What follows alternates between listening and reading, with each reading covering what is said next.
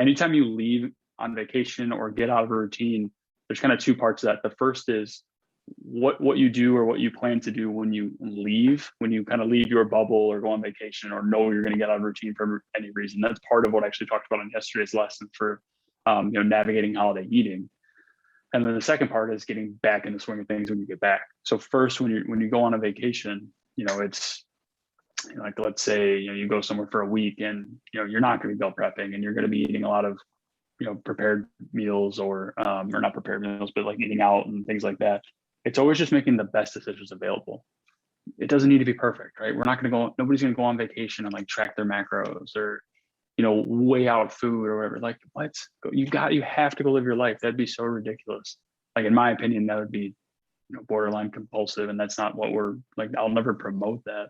But it's making the best decisions possible. If you just like get in that situation where like eating only fried foods and, like binge eating and just basically making yourself sick, one, you're setting yourself for a deficit when you get back. It's not going to be fun to deal with. But two, it's even just like those, the farther away you get from your habits, I'm sure you felt this, the harder it is to get back in the swing of things. So if you only creep a little bit away, it's only a minor change to get back into them, right? If we went on vacation right now and I still stuck to, hey, I had 3 relatively good meals, I didn't skip breakfast, I got up in the morning, I was active, I just roughly stayed on my routine. Then when you get back in the real swing of things, it's pretty easy to stick with it, or relatively easy to get back in the swing. Whereas if you go on vacation, eat once a day, or snack like crazy, you're not active, you're drinking like a fish. I'm not talking about water.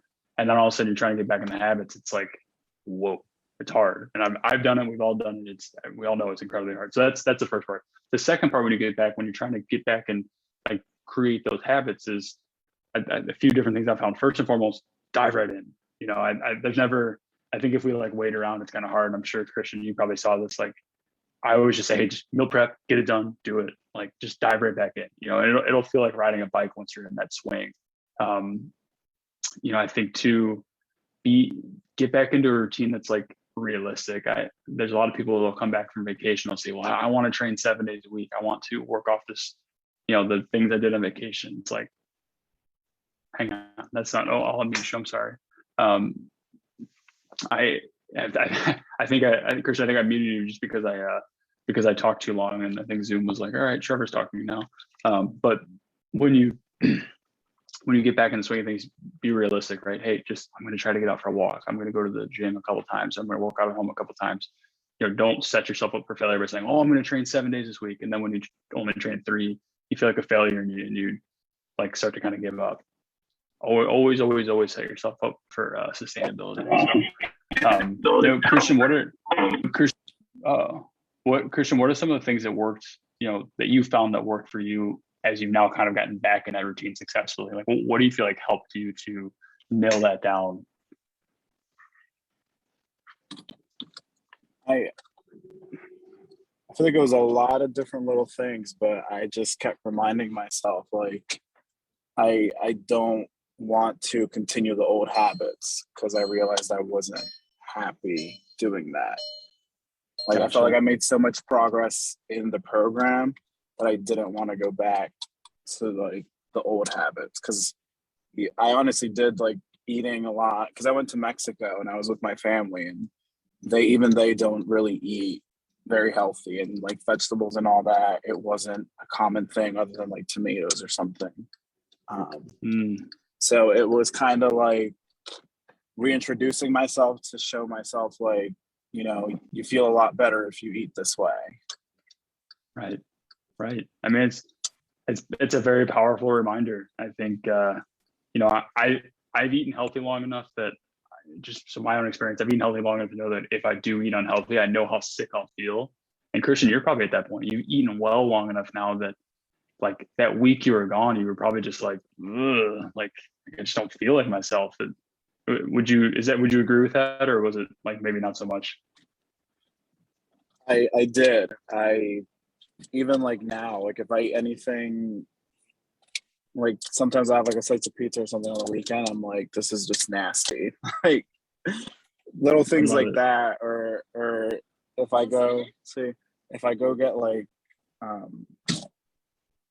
don't even know, like fried shrimp or something. Like little things, like it's just crazy how my body like recognizes.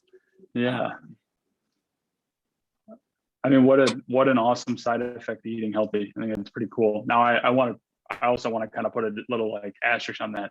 You should be able to eat those things every now and then, right? Like, hey, have a slice of pizza, enjoy your life. Like this isn't like I'm never gonna be the person that's like restrict everything, never have fun again, never like that's not the point. I want you to enjoy your life. I just want you to be healthy and enjoy your life. Yeah. But one of those skills that you kind of pick up as you integrate some of those things, because admittedly, Christian, you're still in a fat loss phase. Then when you get into a phase where you're in a maintenance phase, we start, teaching you how to integrate those foods back in and enjoying them, but still keeping the weight off and not getting back. And the big skill that comes with that is portions, right? Because back in the day when, and I'll speak for myself because I used to do this, like if I had a pizza, I had the whole dang pizza. I wasn't sharing that Yeah. with anybody, right? And I know that's probably something that may have happened with you. Now, as you kind of integrate some of those foods back in, and admittedly, we're probably not there just yet because you're still in the fat loss phase. But as you get closer and closer, we get closer to maintenance, and you can more consistently work those things back in. A slice of pizza is not the end of the world, especially when you know how to work it in your day. So Yeah. Yeah. that'll be a really good skill for you. And that's what one thing Stacy and I were talking about, because my weekends are just crazy. And I was like, I'm usually never home. So I'm constantly buying food. And she was Mhm. like, we were kind of working on that, discussing like, it's okay to eat these things. It's just that you have to do it with limitations. And that's kind of one of the biggest things I've been learning. And a lot of times I don't even want to eat any of that crap because I'm like, I know I'm just going to feel sick. Right. Right. And it's no, and I'm sure Stacy probably has shared some of this with you, but no matter where you're at, no matter what your options are, there's always decent options. Now it's maybe not like perfect, but I know Yeah. I used to travel a lot back when I was I don't know if any of you know this. I'm like old now, it's weird to say out loud, but I worked as a professional model. So I was on the road for a lot of the time, whether it's driving, flying, wherever. And when you're traveling all the time, there's not always great food options. But what you learn is literally if you just have McDonald's, you can find a way to make it work. And I don't know if they have these anymore, but like most fast food places literally have chicken breasts and salads, right? So you can get a salad with chicken breast, be mindful of how much dressing you put on it, whatever other fixings, you can probably avoid those, and bang, you actually have a decent meal. I'm not going to lie and say it's like the healthiest thing that's ever existed, but no matter where you're at, and you kind of learn these as you go, there's almost always really good options. So good